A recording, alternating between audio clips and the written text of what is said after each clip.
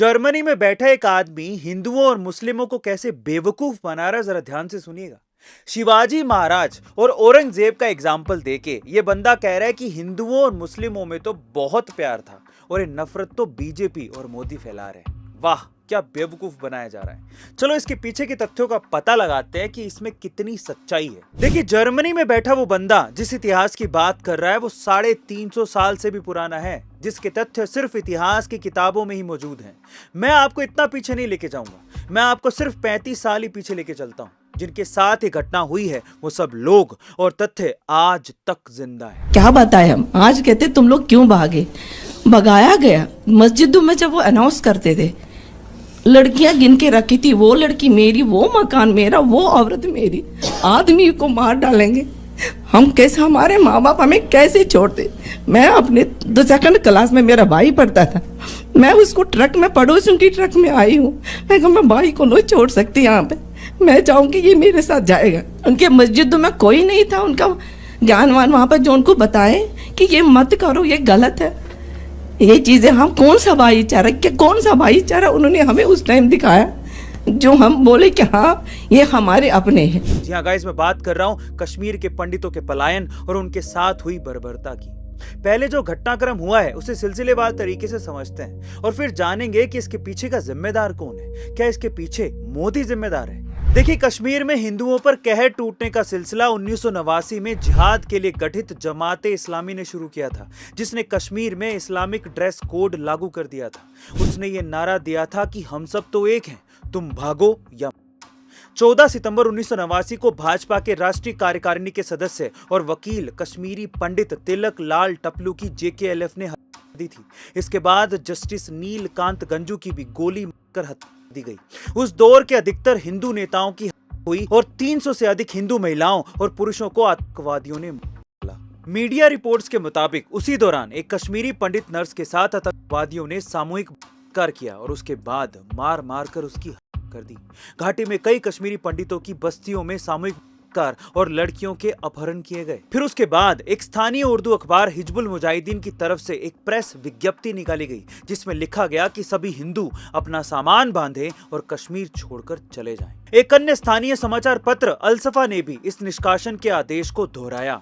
मस्जिदों में भारत एवं हिंदू विरोधी भाषण दिए जाने लगे और फिर सभी कश्मीरियों को कहा गया कि इस्लामिक ड्रेस कोड अपनाएं। फिर कश्मीरी पंडितों के घर के दरवाजों पर नोट लगा दिए गए, जिसमें लिखा गया कि या तो मुस्लिम बन जाओ नहीं तो कश्मीर छोड़ दो। और इस आग में घी डालने का काम किया पाकिस्तान की तत्कालीन प्रधानमंत्री बेनजीर भुट्टो ने। पाकिस्तान की तत्कालीन प्रधानमंत्री बेनजीर भुट्टो ने टीवी पर कश्मीरी मुस्लिमों को भारत से अलग होने के लिए भड़काना शुरू कर दिया।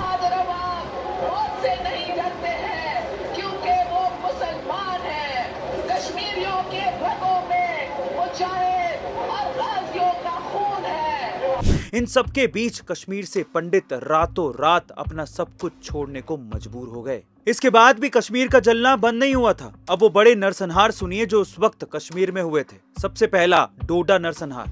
अगस्त 14, 1993 को बस रोककर 15 हिंदुओं की हत्या कर दी गई थी। संग्रामपुर नरसंहार। मार्च 21, 1997 को घर में घुसकर 7 कश्मीरी पंडितों को किडनैप करके गया था।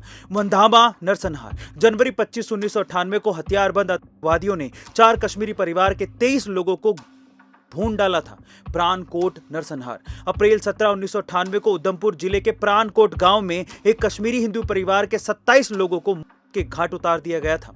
इसमें 11 बच्चे भी शामिल थे। इस नरसंहार के बाद डर के मारे पोनी और रियासी के 1000 हिंदुओं ने पलायन कर लिया था। मेरे सक्के भाई की लड़की थी एक, फैमिली थी, हमारे 7 आदमी थे, खुद अपने परिवार के रिश्तेदार। एक ही रौला हो गया कि प्राणकोट के अंदर सब लोगों को मिलिटेंटों ने दिया। एक 9 महीने का छोटा सा बच्चा था, उसको भी दिया था। फिर उसके बाद सन 2000 में अनंतनाग के पहलगाम में 30 अमरनाथ यात्रियों की आतंकवादियों ने कर दी थी। फिर 20 मार्च सन 2000 चित्ती सिंहपोरा नरसंहार। होली मना रहे 36 सिखों की गुरुद्वारे के सामने आतंकवादियों ने हत्या कर दी। 2001 में डोडा में 6 हिंदुओं की आतंकवादियों ने गोली मारकर कर दी। फिर 2001 में फिर से जम्मू कश्मीर रेलवे स्टेशन पर नरसंहार हुआ। सेना के भेष आतंकवादियों ने रेलवे स्टेशन पर गोलीबारी कर दी। इसमें 11 लोगों की गई। 2002 में जम्मू के रघुनाथ मंदिर आतंकवादियों ने 2 बार हमला किया, पहला 30 मार्च और दूसरा 24 नवंबर को। इन दोनों हमलों में 15 से ज्यादा लोगों की मौत हो गई। फिर 2002 क्वासिम नगर नरसंहार, 29 हिंदू मजदूरों को डाला गया, इसमें 13 महिलाएं और एक बच्चा शामिल था। फिर 2003 नदी मार्ग नरसंहार, पुलवामा जिले के नदी मार्ग के गांव में आतंकवादियों ने 24 हिंदुओं को के घाट उतार दिया। और फिर अभी हुए पुलवामा आतंकी हमले के बारे में तो आप अच्छे से जानते ही हैं। गाइस, ये सब हुआ हिंदुओं के साथ और ये लिस्ट अभी भी बहुत लंबी है। पर अब सवाल ये उठता है कि कश्मीर वैली में कट्टरपंथी की ये सोच क्या सिर्फ एक रात में पनपी थी? वो कश्मीर जहां पर हिंदू पंडित और मुस्लिम समुदाय के बीच बहुत ज्यादा प्यार हुआ करता था। ये लोग पहले एक साथ एक ही थाली में खाना खाया करते थे, एक साथ त्योहार मनाते थे, एक दूसरे की शादियों में शिरकत करते थे। अचानक से ऐसा क्या हुआ कि वो हिंदू मुस्लिम प्यार खत्म हो गया और कश्मीरी पंडितों को ये दिन देखना पड़ा? अब कश्मीर की इस हालत के पीछे एक्चुअली 4 सबसे बड़ी वजह है। पहली वजह है हिंदू खुद, दूसरी वजह है अमेरिका, तीसरी वजह है इस्लामिक कट्टरपंथी सोच और चौथी और आखिरी वजह है घटिया राजनेता और घटिया राजनीतिक फैसले। अब आप में से कुछ लोग सोच रहे होंगे कि बाकी कारण तो समझ में आते हैं, पर अचानक से अमेरिका कहां से आ गया और हिंदू खुद अपनी बर्बादी के लिए कैसे जिम्मेदार हुआ? इसकी परतें इस वीडियो में खोलूंगा।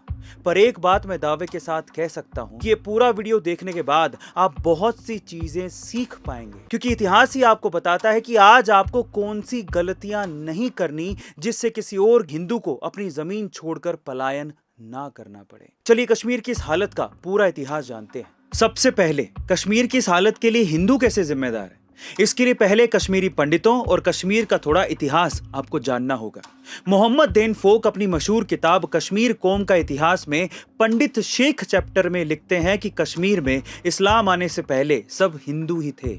इसमें हिंदू ब्राह्मण भी थे, इसके साथ ही दूसरी जाति के लोग भी थे, लेकिन ब्राह्मणों में एक फिरका ऐसा भी था जिनका पेशा पुराने जमाने में पढ़ना और पढ़ाना हुआ करता था। इन लोगों को पंडित कहा जाता था। 8वीं सदी के आसपास कश्मीर में तुर्किक और अरब से मुगलों के हमले बढ़ गए थे, लेकिन क्योंकि कश्मीर वैली पर्वतों से घिरी हुई थी तो उसे जीतना आसान नहीं था और 13वीं सदी तक भी मुगल कश्मीर को नहीं जीत पाए थे और वहां पंडित राजा सुखदेव के शासन में रह रहे थे। तब तक सब हिंदू पंडित ही थे और फिर फिरा हिंदुओं का दिमाग। अब हिंदुओं की गलती सुनिए। राजा सुखदेव के शासन काल में पहले ब्राह्मणों पर टैक्स नहीं लगाया जाता था, पर राज्य के भले के लिए ब्राह्मणों पर टैक्स लगा दिया गया। बस ब्राह्मण राजा से इस बात से नाराज हो गए। उधर मुगल घात लगाए बैठे थे और एक मौके का इंतजार कर रहे थे। बस कश्मीर के अंदर भीतर घात हुआ, अंदर के लोगों ने ही मुगलों का साथ दिया और 14वीं सदी आते आते मुस्लिम शासन कश्मीर में पांव जमा चुका था। 14वीं सदी में कश्मीर के पहले मुगल शासक सुल्तान सिकंदर बुत्सिकान ने बड़े पैमाने पर लोगों को भागने पर मजबूर कर दिया था। वो सब देश के दूसरे हिस्से में चले गए थे और कईयों ने मुस्लिम धर्म स्वीकार कर लिया था। अब शासन का असर धर्म पर तो पड़ता ही है और तब बड़े पैमाने पर हिंदू पंडितों ने धर्म परिवर्तन किए और इस तरह से कश्मीर जहां एक भी मुस्लिम नहीं था वहां अधिकतर पंडित धर्म परिवर्तन करके मुस्लिम बन गए थे। अब सोचिए कि हिंदुओं पे सिर्फ एक कर लगाने की वजह से कई हिंदुओं ने अपने राजा का साथ छोड़ दिया, जिसके बाद पहली बार कश्मीर में मुगलों के पांव पड़े, इस्लाम आया। फिर ना सिर्फ धर्म परिवर्तन हुआ, कई बार पंडितों का पलायन हुआ और 1990 आते आते पंडितवादी से पूरी तरह से खदेड़ दिए गए। गिरिजा के साथ भी जो हुआ उसकी शुरुआत यहीं से हुई, यानी हिंदुओं ने हिंदू राजा के खिलाफ ही मुगलों का साथ दिया और एक दिन ऐसा आया कि उन्हीं हिंदुओं की बेटियों को दिया गया। अफसोस की बात यह है कि वाला भी हिंदू परिवार से ही रहा होगा, जिन्होंने मुगलों के आने पर अपना धर्म परिवर्तन कर लिया होगा। कश्मीर के हिंदू मुस्लिम भाई भाई हैं क्योंकि दोनों के पूर्वज हिंदू ही हैं, पर फिर ये कट्टरता कहां से आई? वो आई अमेरिका की वजह से। बताता हूं इसके बारे में, पर इससे पहले बस एक बात कहना चाहता हूं। उस वक्त जो हुआ आज भी वही हो रहा है। एक हिंदू प्रधानमंत्री के खिलाफ हिंदुओं और मुस्लिमों जिनके पूर्वज हिंदू थे उन्हें भड़का रहा है ताकि अमेरिका, पाकिस्तान और चीन की चालें कामयाब हो सकें और भारत फिर से अस्थिर हो सके।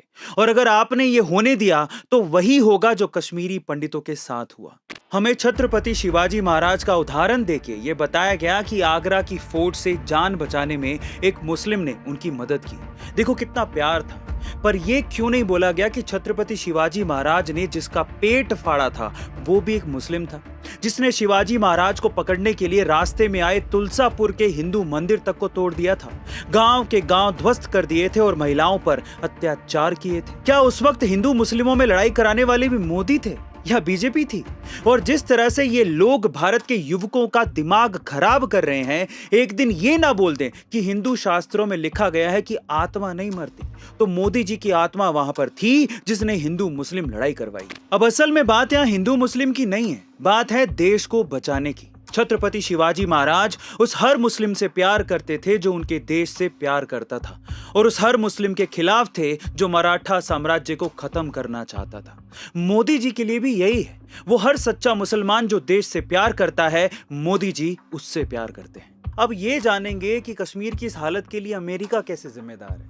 देखिए, कश्मीर के हिंदू और मुस्लिम दोनों के पूर्वज एक ही थे, दोनों भाई भाई थे, पर फिर मुसलमानों में ये कट्टरता आई कहां से? उसके लिए जिम्मेदार है अमेरिका और पाकिस्तान। देखिए, किसी भी धर्म और धर्म के लोग कभी खराब नहीं होते। भाई भाई के रिश्ते तब खराब होते हैं जब कट्टरता आती है। 19 जनवरी 1990 को वो दिन माना जाता है जब कश्मीर के पंडितों को अपना घर छोड़ने का फरमान जारी कर दिया गया था।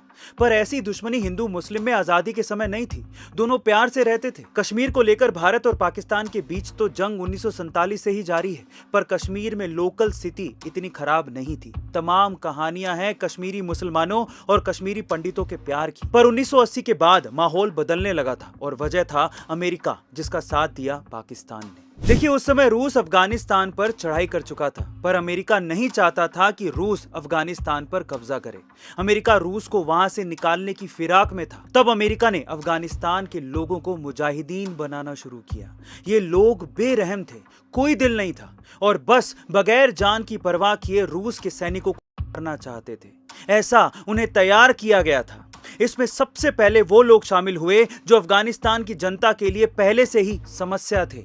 क्रूर, वहशी लोग, उठाईगिरी और अपराधी, इन सब की ट्रेनिंग पाकिस्तानी कब्जे वाले कश्मीर में होने लगी। अब ये मुजाहिदीन भारत के कश्मीर के लोगों के भी संपर्क में रहने लगे, जिससे ऐसे कट्टर मुजाहिदीन विचार कश्मीर के मुसलमानों में भी पनपने लगे। बस यहीं से कश्मीर के हालात खराब होने की शुरुआत हो चुकी थी। बड़े पैमाने पर कश्मीर के युवा पीओके में जाते और आतंकवादी बनकर लौटते। यहीं से कट्टरवाद और आतंकवाद की शुरुआत असल में हुई थी। कश्मीर की गंगा जमुना तहजीब को बिगाड़ने के लिए अमेरिका और पाकिस्तान दोनों जिम्मेदार हैं। अब कश्मीर की हालत के लिए घटिया राजनेता और उनकी राजनीति कैसे जिम्मेदार है, जरा ध्यान से सुनिएगा। पहले हिंदुओं ने कश्मीर में इस्लाम को आने दिया, फिर अमेरिका ने कट्टर मुजाहिदीन को कश्मीर में जोड़ा। रही सही कसर वादी के नेताओं और घटिया राजनीति ने पूरी कर दी। 1986 में गुलाम मोहम्मद शाह ने अपने बहनोई फारूक अब्दुल्ला से सत्ता छीन ली और जम्मू कश्मीर के मुख्यमंत्री बन गए। खुद को सही ठहराने के लिए उन्होंने एक खतरनाक निर्णय लिया। ऐलान हुआ कि जम्मू के न्यू सिविल सेक्रेटेरिएट एरिया में एक पुराने मंदिर को गिराकर भव्य शाह मस्जिद बनाई जाएगी। तो लोगों ने प्रदर्शन किया कि यह नहीं होगा। जवाब में कट्टरपंथियों ने नारा दे दिया कि इस्लाम खतरे में है। इसके बाद कश्मीरी पंडितों पर धावा बोल दिया गया। साउथ कश्मीर और सोपोर में सबसे ज्यादा हमले हुए और जोर इस बात पर रहता था कि प्रॉपर्टी लूट ली जाए और बाई प्रोडक्ट के रूप में की जाती थी। नतीजन 12 मार्च 1986 को राज्यपाल जगमोहन ने शाह की सरकार को दंगे ना रोक पाने की नाकामी की वजह से बर्खास्त कर दिया था। फिर 1987 में कांग्रेस और नेशनल कॉन्फ्रेंस ने एक साथ चुनाव लड़ने का फैसला लिया था, लेकिन उन्हें एक नई राजनीतिक ताकत मुस्लिम यूनाइटेड फ्रंट ने चुनौती दे दी थी।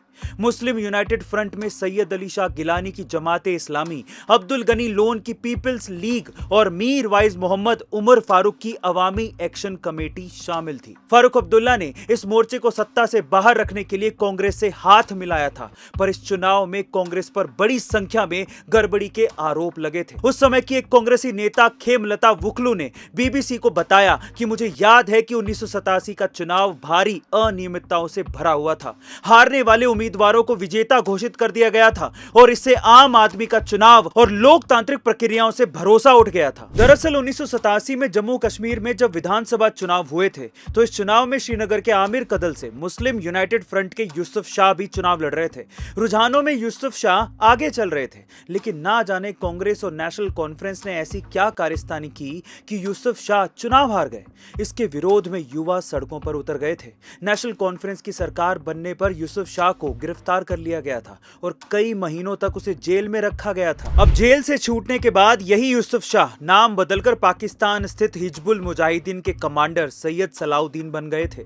1987 के चुनावों में धांधली के आरोपों के साथ नेशनल कॉन्फ्रेंस और कांग्रेस गठबंधन जीत चुकी थी, पर जम्मू कश्मीर चुनाव में हुई इसी कथित धांधली को कुछ इतिहासकार कश्मीर में पंडितों के पलायन की अहम घटना मानते हैं, क्योंकि चुनावों में हुई इस धांधली की वजह से शिक्षित और बेरोजगार युवाओं का इससे मोह भंग हो गया था और उन्हें जेकेएलएफ ने लालच दे दिया था। फिर उनमें से कईयों को जिहाद की ट्रेनिंग लेने के लिए सरहद पार भेज दिया गया था। यही वो घटना थी जिसने कश्मीर की बर्बादी की और पंडितों के पलायन की नींव रखती थी। अब कट्टरपंथियों ने चुनावों में धांधली का आरोप लगाया। हर बात को इसी से जोड़ दिया गया कि इस्लाम खतरे में है। जुलाई 1988 में जम्मू कश्मीर लिबरेशन फ्रंट बना कश्मीर को भारत से अलग करने के लिए। कश्मीरियत अब सिर्फ मुसलमानों की होकर रह गई, पंडितों की कश्मीरियत को भुला दिया गया।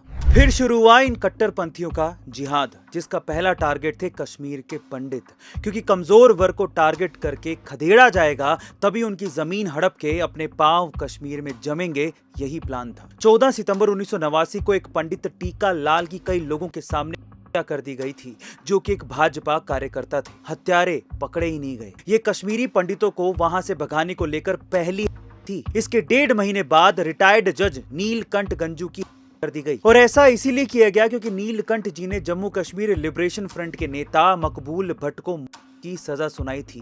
नीलकंठ जी की पत्नी को किडनैप कर लिया गया, वो कभी भी नहीं मिली। भट्ट के खिलाफ केस लड़ने वाले वकील प्रेमनाथ भट्ट को भी गया। 13 फरवरी 1990 को श्रीनगर के टेलीविजन केंद्र के निर्देशक लासा कोल की भी कर दी गई। ये तो बड़े नाम थे, साधारण लोगों की तो गिनती भी नहीं है। इसी दौरान जुलाई से नवंबर 1989 के बीच 70 अपराधी जेल से रिहा कर दिए गए। क्यों किए गए, इसका जवाब नेशनल कॉन्फ्रेंस की सरकार ने आज तक नहीं दिया है। फिर 4 जनवरी 1990 को उर्दू अखबार आफ्ताब में हिजबुल मुजाहिदीन ने छपवाया कि सारे पंडित कश्मीर की घाटी छोड़कर चले जाएं। अखबार अल सफा ने इसी चीज को दोबारा छापा। चौराहों और मस्जिदों में लाउड स्पीकर लगाकर यह कहा जाने लगा कि पंडित यहां से चले जाएं, नहीं तो बहुत बुरा होगा। इसके बाद कट्टरपंथी लगातार करने लगे। कहते थे कि पंडितों यहां से भाग जाओ, पर अपनी औरतों को यहीं पर छोड़ जाओ। वो कहते थे कि हमें पाकिस्तान चाहिए, पंडितों के बगैर, पर उनकी औरतों के साथ। गिरिजा टिक्कू का हुआ, फिर उसे मारा गया, और ऐसी अनेक घटनाएं हुई। एक आतंकवादी बिट्टा कराटे ने अकेले 20 लोगों को किया था। इस बात को वो बड़े घमंड के साथ सुनाता था। Jammu Kashmir liberation front in सारी घटनाओं में सबसे आगे था। सरकारी आंकड़ों के मुताबिक 60,000 परिवार कश्मीर छोड़कर भाग गए थे। 19 जनवरी 1990 को सबसे ज्यादा लोगों ने कश्मीर छोड़ा था। लगभग 4 लाख पंडित कश्मीर से विस्थापित हो गए थे। अब इतिहास में हुई इन सब घटनाओं को जोड़ के देखिए। पीओके की समस्या कांग्रेस के कार्यकाल में उन्हीं के कमजोर निर्णयों की वजह से हुई, जहां पाकिस्तान कट्टरपंथियों को ट्रेनिंग देता था। फिर कश्मीर के 1987 के चुनावों में धांधली की कांग्रेस ने, जिससे कश्मीर में आक्रोश बढ़ा और युवा मुजाहिदीन बनने चले गए। पर देखिए कि किया किसने, और भुगता कश्मीर के पंडितों ने, क्योंकि कश्मीर के युवाओं को सरहद पार यही सिखाया जाता था कि काफिर तो हिंदू है। सोचिए कैसी राजनीति है, और एक कैसा घटनाक्रम हुआ कि एक धर्म परिवर्तित हिंदू ही हिंदू का दुश्मन बन गया। आक्रोश किसी और पे था, पर भुगता कश्मीरी पंडितों ने।